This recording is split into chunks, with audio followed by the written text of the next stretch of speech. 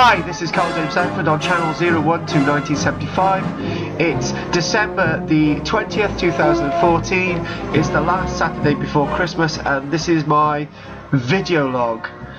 It's been quite a poetic day. I've done my last book signing of the year. I'm not sure if this is completely the last book signing for Romans in the Vale of Morgan, but it's close there.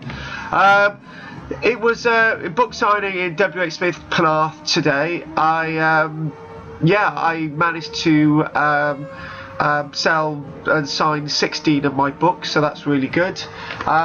Book signings, for a book signing, that's a really good one, because I've been averaging about 10-12 books each book signing, so 16's really up there, so that's really good. And I appreciated meeting everybody coming along today.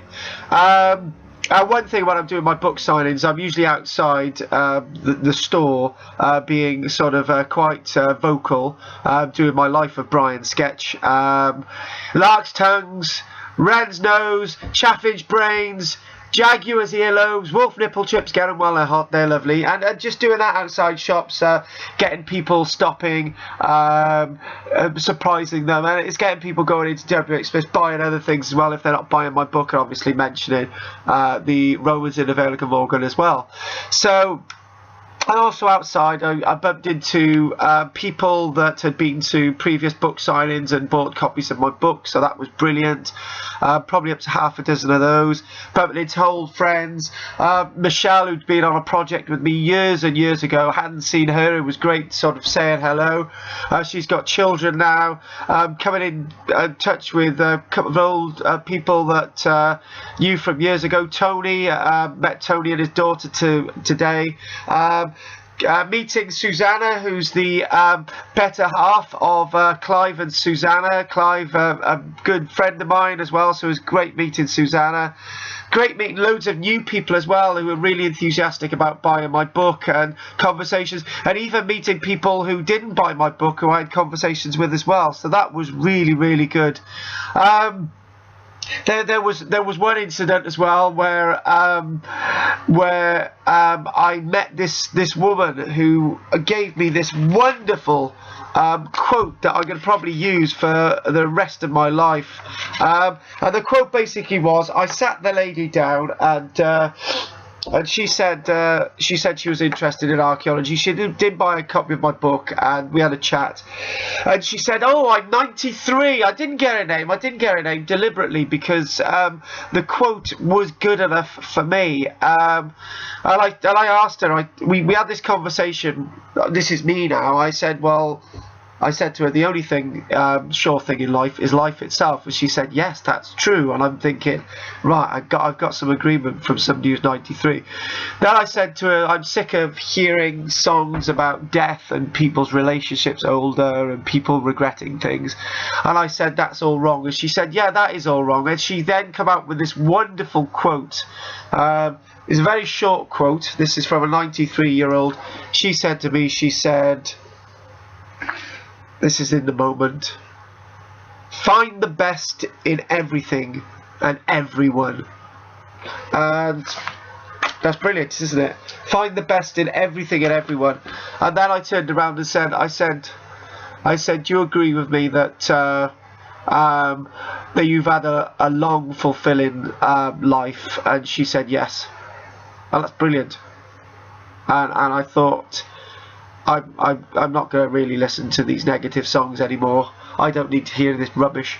That proves it. The only sure thing in life is life itself, so that's great. So, away from the book signing, I bumped into a friend and wandered through Calyxton. He basically said, come over to my place and my wife and I will make you dinner. So that was great. So we had long conversations to fairly late in the evening. So that was really, really positive. So that was great.